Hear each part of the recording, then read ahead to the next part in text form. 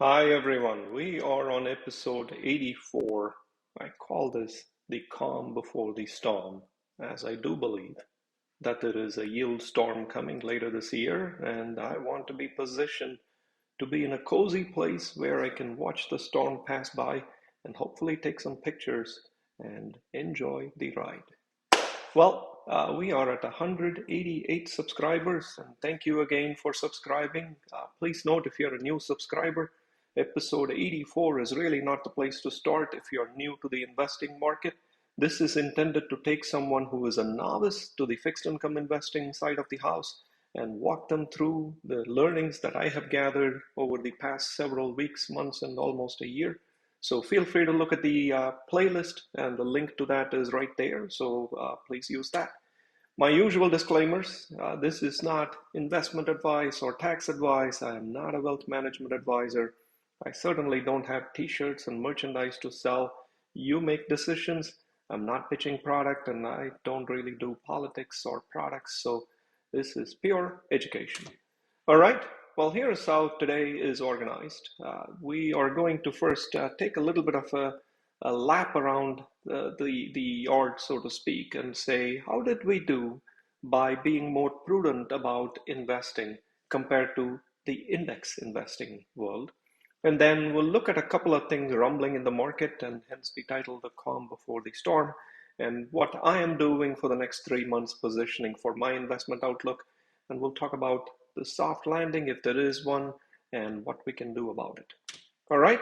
Well, I took the most vanilla investment philosophy. I said, hey, suppose I took half my portfolio and I put it on the S&P as an indicator of equity investing, and I put the other half of my portfolio and I put it on a very low cost mutual fund or an ETF that just buys all the bonds.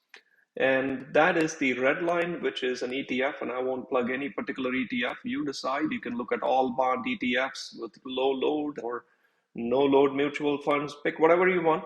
But the mutual fund or ETF, which is in the fixed income market in the last 90 days, would have made negative 2%. The S&P made positive 2%. So you would have been at kind of a $0 balance in the last 3 months. You finished where you started, and you would have made 0.6% in dividends, which will be fully taxable. So Illinois, 6% tax, you're looking at a whopping beautiful 0.53% yield if you did index investing. All right, let me tell you a little bit of a hint.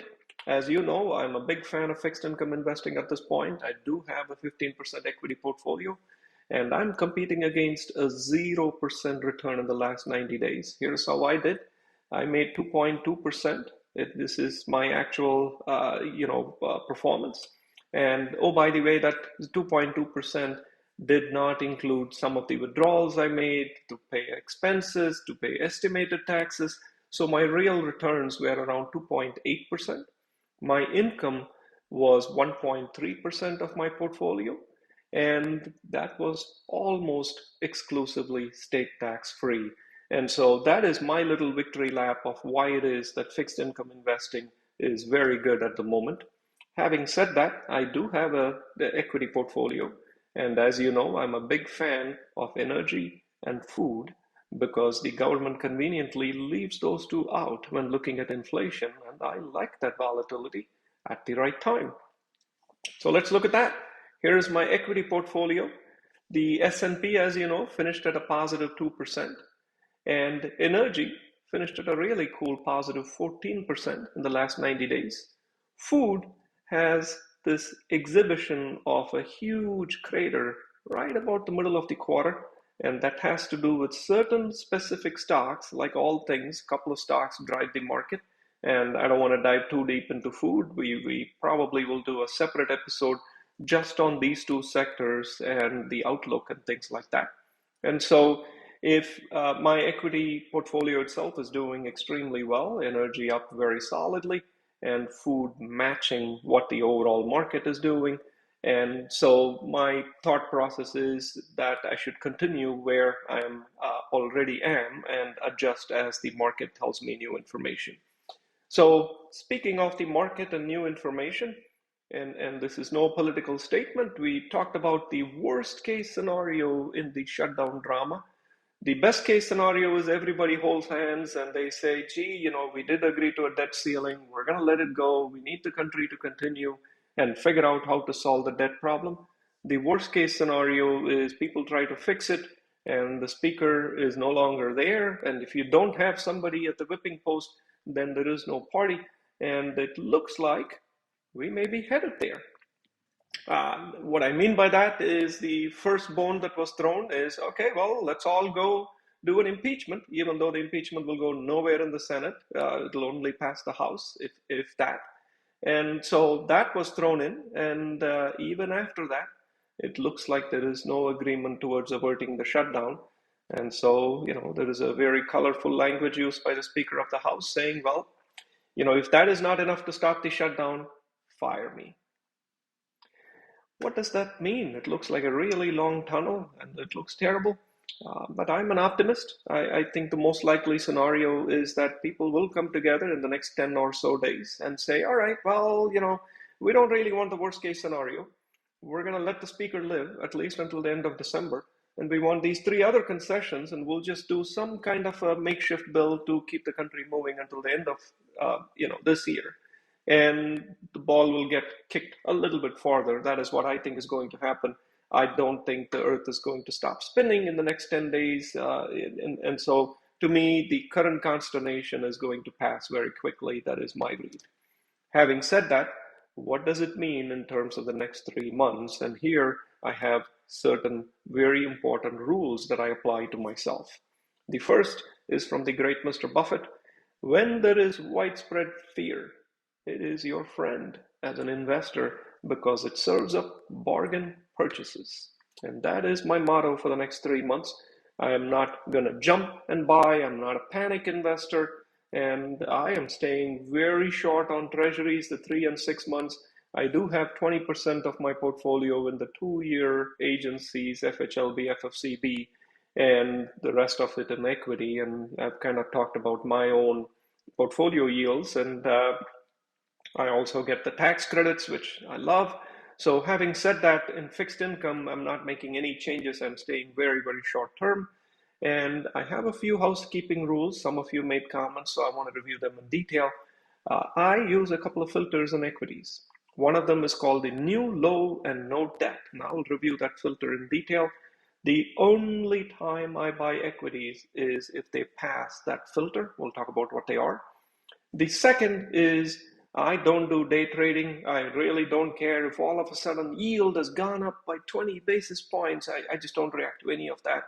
I buy bonds when my existing bond matures, and I generally invest almost everything back into short-term treasuries, except in a scenario where one of these equities pass the new low and no debt filter. We'll talk about that. And I also only buy at par. I do not buy above par, no matter what the coupon is. You cannot tempt me. I am not an impulse shopper. Because if you buy above par, paying $102 for a bond that will be called at 100, then you have a call risk. And if you buy a discounted bond, a couple of people said, hey, what about this in comments? There are bonds that sell for 93 cents on the dollar, and you say, ooh, if it gets called, I make a free 7 cents. Be careful. And here's why. Those bonds pay a coupon of next to nothing, 0.25%. Most of your yield to maturity of that 5% or whatever you think you're getting is made only if you hold it up to the date of maturity. I don't like that. I want my yield to come now. And so having said all of that, I also try to avoid the secondary market. I generally only buy in auctions. The only time I have gone beyond an auction is if I'm looking for a 1-month bond or a 2-month bond. As I told you, I'm pegging a lot of cash coming through at the end of the year because I'm expecting some consternation. So let's say it's November of this year. I don't want to buy a 3-month. I want to buy a 1-month. And if the auction is 1 week out, it makes no sense for me to buy a 1-month bond 1 week later because my money is not working for the next week, which means 25% of the yield I would have made is now dead. That's the only scenario where I even go past an auction. Otherwise, I'm on 3 months, 6 months at par at the auction. That is what I do. You do you. My duration decisions, I use the Super Bowl that I explain to you all the time. And so that is my housekeeping rules. The new low, no debt filter. Let me talk about that. The first thing I do is I want volume. Why do I want volume? If I want to sell, I want to make sure I'll get a good price and the spread is not very high. We'll talk about what spread means as well when we talk about the food sector and the energy sector in the next episode. I then look at coverage. If the company does issue dividends, I want to make sure they can afford their dividends. And I do not like debt. And so I try to go for no debt, but if their debt to equity ratio is 0.1, that's okay. And cash flow, I love a huge cash flow, but I generally don't add the filter. I sort it later on. I'll talk to you more about that. And then dividends, and finally price. If the price to earnings ratio is more than 20, I don't even want to know about it. When I get the result of this, I sort it first by debt. Meaning, if some company has a huge cash flow and they pay a dividend, I don't care if their debt load is very high. In today's market, high debt is going to completely come crush you. And so I only look for companies with very high cash flow, low debt, and I don't go for the shiny item in AI or anything like that. I go for defensive industries, and that is the filter I use. And I also have a secondary to it, a corollary to it, where I say, okay, it doesn't have to be at a 52-week low. Let me see if indeed it has a high dividend and a high cash flow. So this is the high dividend, high cash flow, high coverage, and I still don't like to pay more than 20 in PE ratio. And when you run this filter, even today, you will see a ton of energy stocks and very select food stocks. And that is why I'm in food and energy, not because I like that sector, but the economics of that sector is very, very attractive right now. Having said that, let's look at the soft landing and where we think we're going to go. And the soft landing is exactly what everybody would like for you to look at. The equity markets are going down. Don't look here. Don't look at inflation. I want you to look at soft landing. And my humble opinion is that the odds of a soft landing are about as good as you are becoming a billionaire with Bitcoin. I'm not saying it won't happen. It's just that the odds are extremely low. Speaking of Bitcoin, if you really want to become a billionaire with Bitcoin, I thought I would sell you the Yield Nerd Bitcoin.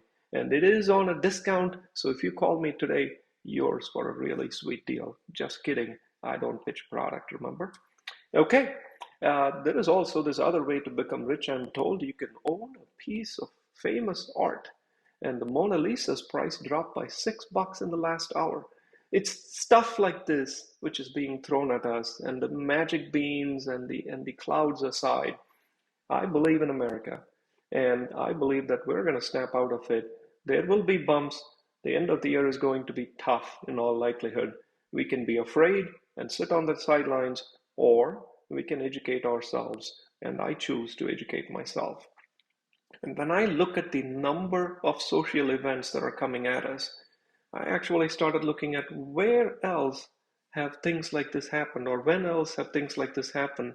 We're headed to possibly some civil unrest, and you realize that there have been many huge pivotal events, Vietnam War era, the civil rights movement, and the country grew even in those areas.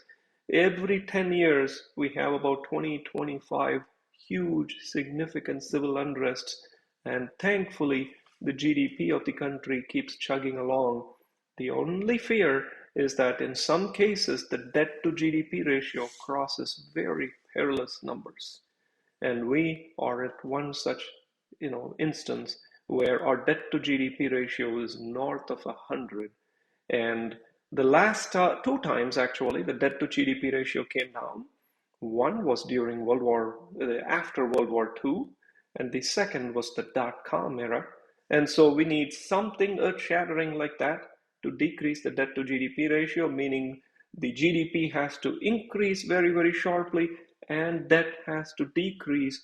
And the combination of those is what delivers results. And I hope for you, I hope for me, and my kids and your kids that we figure it out. Thank you for listening. Have a good day.